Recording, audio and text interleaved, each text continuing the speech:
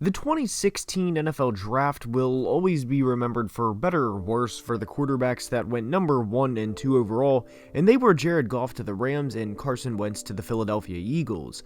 However, there were a lot of good football players drafted after them, like Joey Bosa to the Chargers, Jalen Ramsey to the Jags, and DeForest Buckner to the San Francisco 49ers. And in today's video, we will be going back in time and grading these draft picks 6 years later.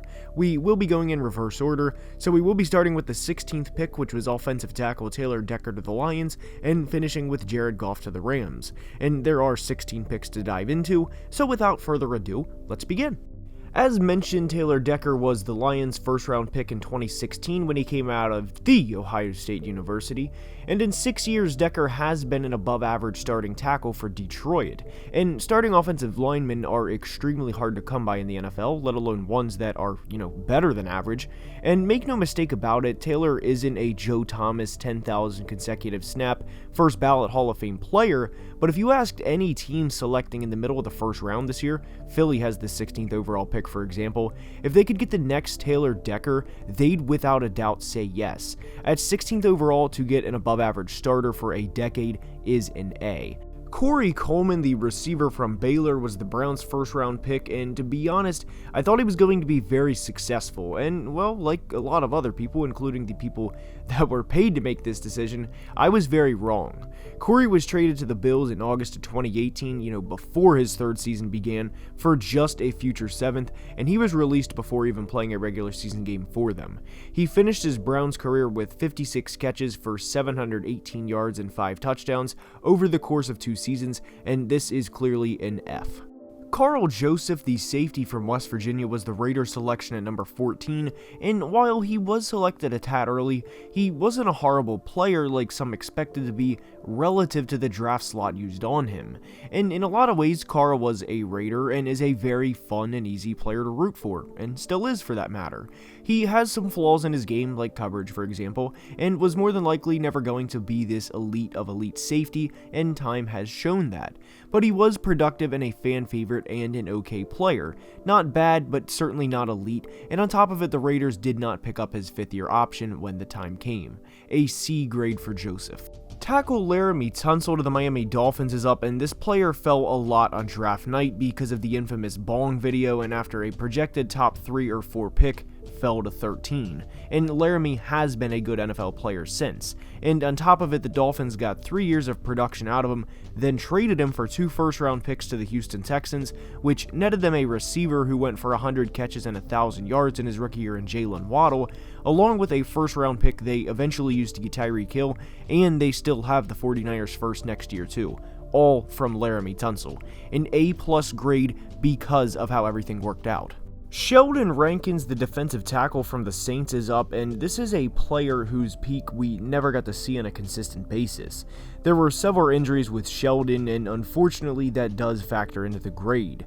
At his peak in 2018, he had 8 sacks as a defensive tackle, which is incredible, and I do think he would have made a few Pro Bowls had he been able to stay healthy, and he's still not even 30 and plays on the Jets, so who knows what he can do now. I just hope he stays healthy. But this is a player who has A to A+ level talent, but for today's video, all things considered, gets a B. Corner Vernon Hargreaves stayed in state as he went from Gainesville to Tampa and was expected to do huge things for the Bucs. Gainesville is where the Florida Gators play, by the way, and the Bucs waived him midway through the 2019 season, and perhaps Vernon is most known for the incredibly dumb penalty he made this past Super Bowl when he was not active for the game and jumped on the field when the Bengals made a big play near the end of the first half. Vernon survived nearly 4 years in Tampa and had some decent moments, but was underwhelming as a first-round pick. A D grade for Hargreaves. Corner Eli Appled at the Giants was the 10th overall pick, and like Hargreaves, maybe most known for the past couple of months. Eli was quite entertaining during the Bengals' run to the Super Bowl, and somehow forgot he's not another corner from this draft class we'll discuss later. But for the Giants, he lasted 2.5 years before being traded for a future 4th and 7th round pick, and when you're drafted number 10 overall, that's not good. He was a distraction at times and was called a locker room cancer at a point by Pro Bowl safety Landon Collins, and this is an F grade for Eli. Leonard Floyd is up, and I've used this term in past grading videos before, and I think it fits him perfectly. You don't think this player is disappointing if you take him in the second or third round, and in fact you probably love him because of the role on the team he plays. But for 9th overall, unfortunately for Leonard, there's no denying that it is disappointing. Period. He's had a bit of a resurgence on the Rams, and Bears fans have shown their support for him on social media, and I credit them for that because they could be bitter about it how he didn't work out for them, but for his time in Chicago, Leonard gets a C-. Tackle Jack Conklin from Michigan State was pick 8, and he was a player who had the rare honors of being named a first-team All-Pro as a rookie. And whenever a player is that, and especially as an offensive lineman, people naturally get very, very excited for their futures, and Jack was no exception. I mean, think about it. He had the same honors, first-team All-Pro as Quentin Nelson did, and we know what type of player he is. But unfortunately for Jack, he never panned out to those expectations, and eventually tore his ACL, and for the Titans was never the same player after his rookie year. He played 4 years for them, then was again a first-team All-Pro for the Browns in 2020, but we are grading the Titans portion, and for this, Jack gets a B+. Defensive lineman DeForest Buckner to the San Francisco 49ers was number 7, and DeForest was a great player for San Francisco and is now a great player for the Colts. I don't think it's an exaggeration to say without Defo, the 49ers do not get to the Super Bowl back in 2019. I really don't. He helped speed Nick Bosa's progression along, and those two on the same line nearly led the 49ers to a Super Bowl title in their only year together. He netted a first-round pick in a trade and was a great player for the 49ers while he was there. An A grade for Buckner. Big Ronnie Stanley is up, the left tackle of the Baltimore Ravens, and this is a phenomenal football player when healthy. But the only problem with Ronnie is, having him stay healthy. He's played 63 games in 6 seasons and has played just 7 over the last 2 years. I am very happy for Ronnie from a personal standpoint that he signed a huge contract extension, and he did get the bag everyone chases, which is the second contract. However, it's been downhill for him from a football standpoint since, and this is difficult to grade, but through 6 years we give it an A, and if he comes back and plays at the level we know he is capable of playing at, the Ravens drafted a franchise tackle in terms of talent, I just wish he would stay healthy because he is an A+ talent. And quickly, so is DeForest Buckner. It's more of a longevity standpoint with the team, and then trading him for just a first-round pick. When looking back, I do believe the 49ers could have got more for DeForest Buckner. Corner Jalen Ramsey was the 5th overall selection to the Jags, and for all of the lofty expectations he had coming out of Florida State, he hit every one of those expectations and then some. And as a member of the Jags, he was a 2-time Pro Bowler, including a first-team All-Pro in just his second year in the league in 2017, and was a huge reason they made it to the AFC Championship game that year. He also netted them 2 first-round picks in a trade, and this is an A+. This has the potential to be a controversial grade, but running back Ezekiel Elliott was the Cowboys' first-round pick in 2016, and it was controversial at the time because of the concept of taking a running back in the top 5, but initially, it panned out in a huge way for them. Of course, now everyone mocks them for the contract, and they should have never paid him, and you never pay a running back, yada yada yada. However, what I will say regarding Zeke is he has 9,600 total yards to his name in 6 years, along with 68 career touchdowns, and led the league in rushing twice.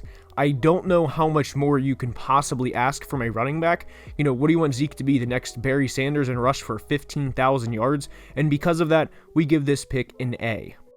Defensive end Joey Bosa was the 3rd pick in 2016, and at the time I thought there was a very real possibility Jalen Ramsey would be the pick here, but they went with Bosa.